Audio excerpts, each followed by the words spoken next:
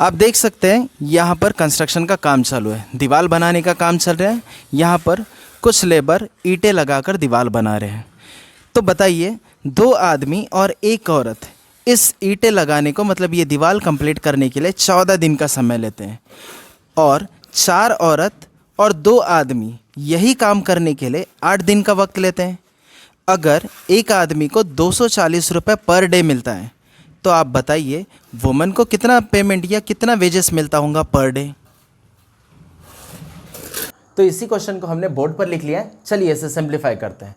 तो देखिए, ये हमने लिखा है 2 मैन, जैसे मैंने क्वेश्चन में थोड़ी देर पहले बताया था, 2 मैन प्लस 1 वुमेन, इनको 14 दिन लगते हैं किसी काम को करने के लिए।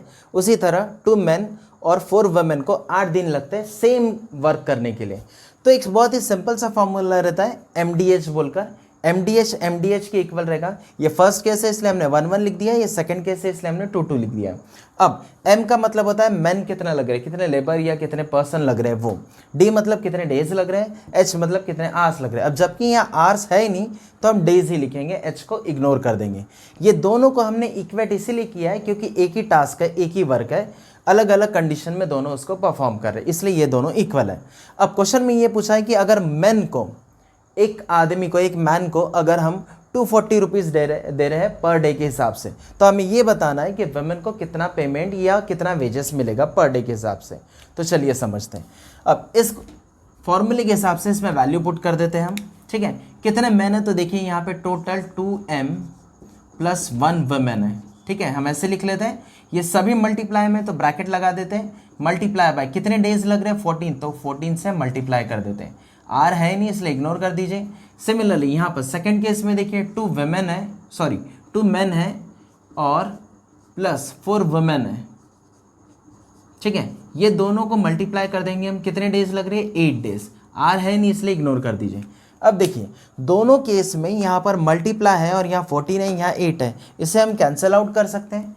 कैंसिल करने पर हमें मिलेगा 2 7 और ये 2 4 अगेन हम कैंसिल नहीं कर पाएंगे, ठीक है।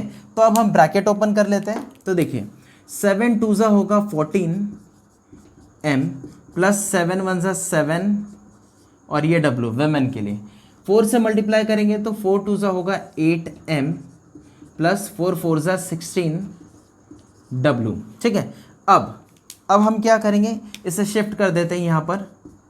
तो ये हो जाएगा 14M माइनस 8 इधर आएगा तो 8M हो जाएगा, इज इक्वल टू, ऑलरेडी वहाँ पर क्या है 16W है, देखिए ये इधर चले जाएगा तो माइनस 7W हो जाएगा। सो इसे सिंप्लीफाई करेंगे तो आंसर आएगा 14 माइनस 8 कितना होगा 6M, और यहाँ पर कितना आएगा 9W।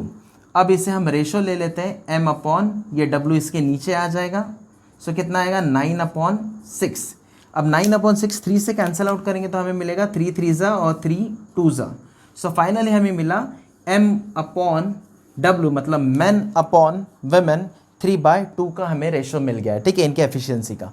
तो अब हमें पता है कि मैन को कितना मिल रहा है 240 पर डे मिल रहा है। तो ये मैन की जगह पे हम वैल्यू पुट कर देते हैं 240, यहाँ लिख देते हैं हम W, क्योंकि हमें W मतलब वुमेन का फाइंड करना है, पर डे कितना मिल रहा है, और रेशो है 3/2 का। अब इसे सिंप्लीफाई कीजिए तो कैसे कैंसिल आउट होगा, ऊपर से भी कर सकते हैं, 3 1 3 8 0, ठीक है। देन इसके बाद क्या होगा, W इंटू 1 करेंगे तो W होगा, और 80 इंटू 2 करेंगे तो 160 रुपीज़ आएगा आंसर। तो दोस्तों इस तरह से हमने कैलकुलेट कर लिया है कि M मतलब मैन को अगर एक आदमी को 240 रुपीज़ मिल रहा है पर डे के हिसाब से, तो वहीं उसी काम को करने के लिए 160 रुपीज़ मिलेगा वुमेन को। आई होप आपको ये प्रैक्टिकल तरीके से हमने जो इस सम को किए थे वो आपको समझ में आया होगा। Thank you.